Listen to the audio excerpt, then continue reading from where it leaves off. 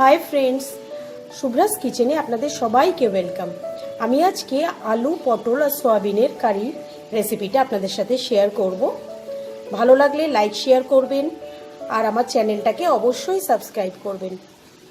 তাহলে চলুন দেখে নিই আলু পটল সয়াবিনের কারি করতে আমাদের কি কি লাগছে। আলু পটল সোয়াবিনের তরকারি করার জন্য আমি এখানে ডুমো ডুমো করে আলু কেটে রেখেছি। পটলগুলোকে আমি মাঝখান থেকে অর্ধেক করে রেখেছি। এখানে আমি সয়াবিনগুলোকে নুন জলে ভালো করে সেদ্ধ করে ঠান্ডা জলে ভালো করে কষলে কষলে ধুয়ে রেখেছি। আর আমি এখানে গোটা গরম মশলা নিয়েছি, দারচিনি আর এলাচ। এখানে আমি একটা তেজপাতা, একটু জিরে, আর এখানে আমি 7-8 কোয়া একটু রসুন, 1.5 ইঞ্চি মতো আদা, 3টে ছোট ছোট পেঁয়াজ, একটা মিডিয়াম সাইজের টমেটো আর 4টে শুকনো লঙ্কা নিয়েছি। এবার আমি একটা মিক্সিং জারে এই সবগুলো মিশ্রণ আর গোটা গরম মশলা এই সব কটাকে আমি মিক্সিতে খুব ভালো করে একটা স্মুথ পেস্ট তৈরি করে নেব। তাহলে এই পেস্টটা তৈরি করে চলুন রান্নাটা আমি শুরু করি। কড়াইতে আমি কিছুটা সর্ষের তেল খুব ভালো করে গরম করে নিয়েছি। এবার এই তেলে আমি অল্প একটু হলুদ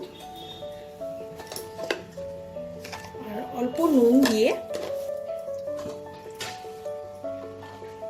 পটলগুলোকে ভেজে নেব।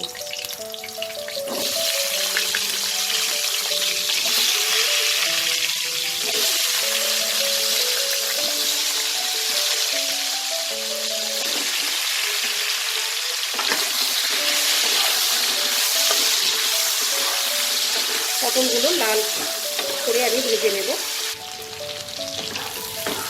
পটলগুলো ভাজা হয়ে গেছে, আমি এগুলোকে তুলে নেব।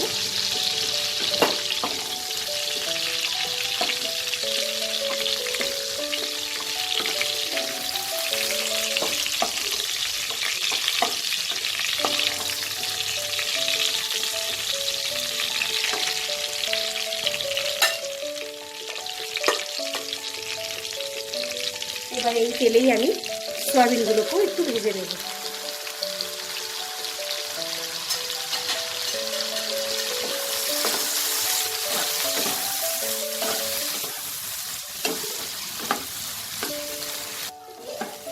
সয়াবিনগুলো ভাজা হয়ে গেছে। এবার এই সয়াবিনগুলোকেও আমি তুলে রেখে দেব।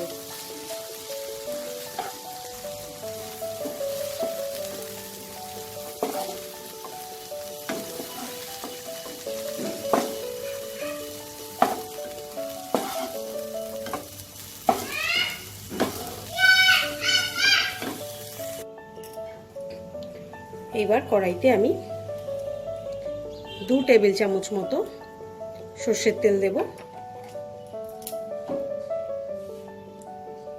সর্ষের তেলটা আমার গরম হয়ে গেছে। এবার এই তেলে আমি 1 ইঞ্চি মতো একটা দারচিনি আর 3টে এলাচ আমি ফোড়ন দিলাম।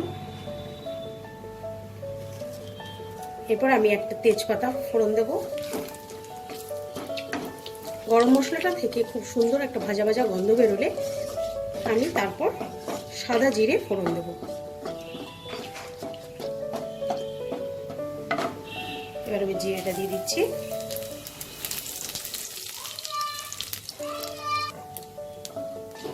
জিরেটা ভাজা ভাজা হয়ে গেছে।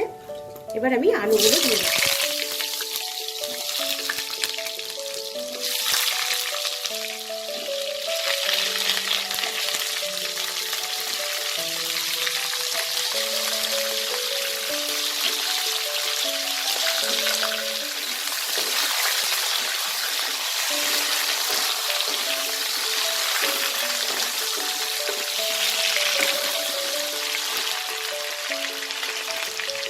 আলুগুলো ভাজার সময়ও আমি 1 চিমটে মতো একটু হলুদ আর একটু নুন দেব।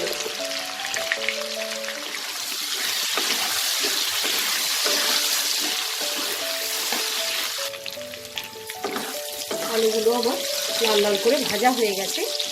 এবার আমি মিক্সিতে পেস্ট করে রাখা মশলাটা দিয়ে দেবো।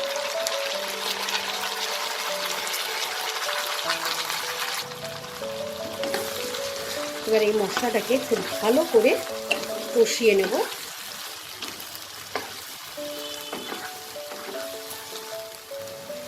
এই মশলাটার মধ্যে আমি এবার 1 চামচ জিরে গুঁড়ো,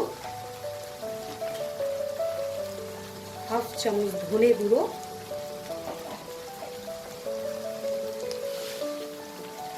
1/2 চামচ হলুদ গুঁড়ো আর পরিমাণ মতো নুন দিয়ে মশলাটাকে আমি ততক্ষণ কষাবো যতক্ষণ না মশলাটা থেকে তেলটা আলাদা হয়ে যাচ্ছে।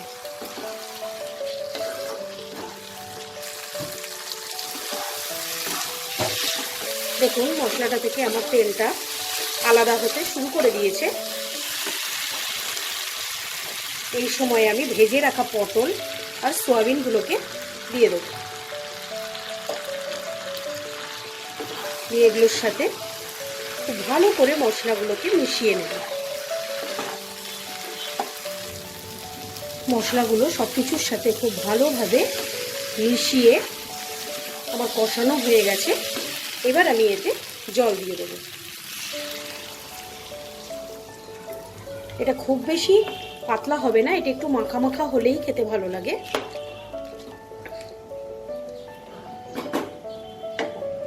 এবার এটাকে আমি ঢাকা দিয়ে দেবো। ঢাকা দিয়ে আমি 5 মিনিট এইভাবে রান্না করব। এই আলু পটলের তরকারিটা আমার একদম রেডি হয়ে গেছে। দেখুন এখানে আলুগুলো নরম হয়ে গেছে, পটলগুলো সেদ্ধ হয়ে গেছে। এটাকে আমি সার্ভিং বলে বেড়ে নিয়ে ফিরে আসছি। আমি এটাকে সার্ভিং বোলের মধ্যে সার্ভ করে নিয়েছি। আপনাদের যদি আমার এই রান্নাটা ভালো লাগে লাইক শেয়ার করতে ভুলবেন না, আর আপনাদের মূল্যবান মতামত আমাকে অবশ্যই কমেন্ট বক্সে লিখে জানাবেন। আর যারা এখনও আমার চ্যানেলটাকে সাবস্ক্রাইব করেননি তাদের অনেক অনুরোধ আমার চ্যানেলটা আপনারা সাবস্ক্রাইব করে নিন।